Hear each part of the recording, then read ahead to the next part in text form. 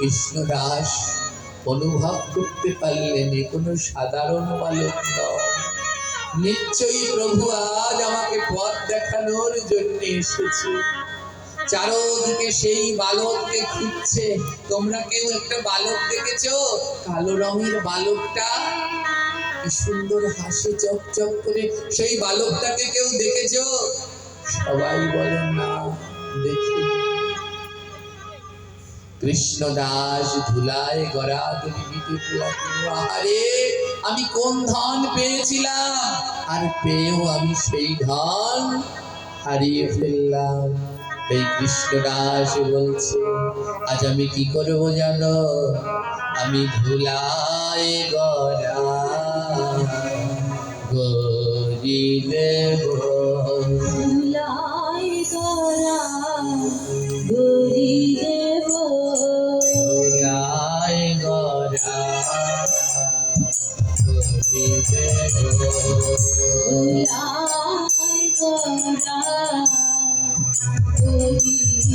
দেব। আর পাশানে মা থাকিব, ধুলায় গড়া গড়ি দেব। পাশানে মা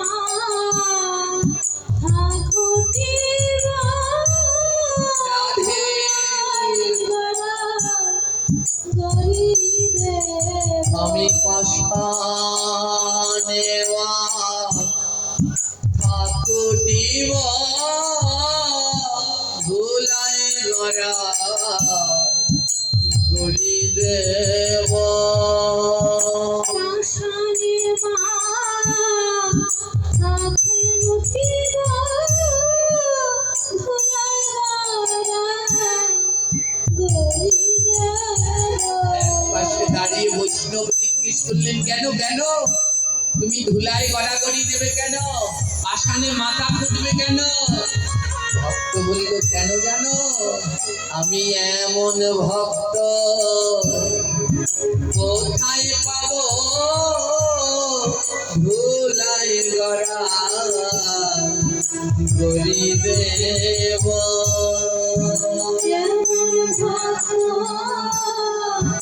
কোথায় পাব, ধুলায় গড়া গড়ি দেব। ভক্ত কোথায় পাব পাশানে মা থাকিব।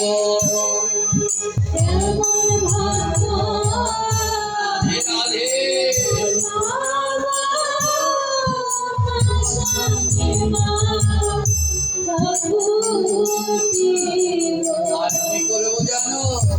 আমি নয়নে জলে চলো ধোয়াবো,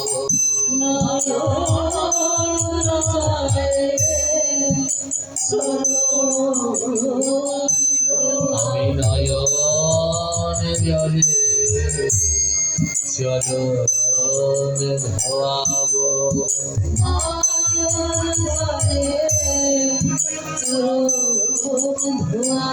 আমি এমন ভক্ত কোথায় পাবো নয়ন জলে চরণ ধোয়াবো।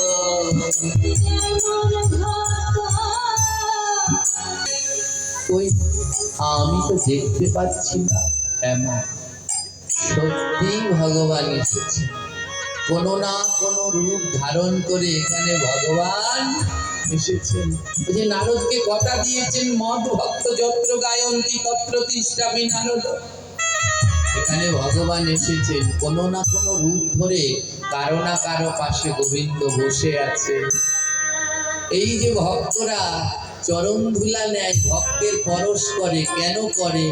বলে চরণ ধুলা নিতে নিতে পরশ করতে করতে একদিন গোবিন্দকে পেয়ে যাবে।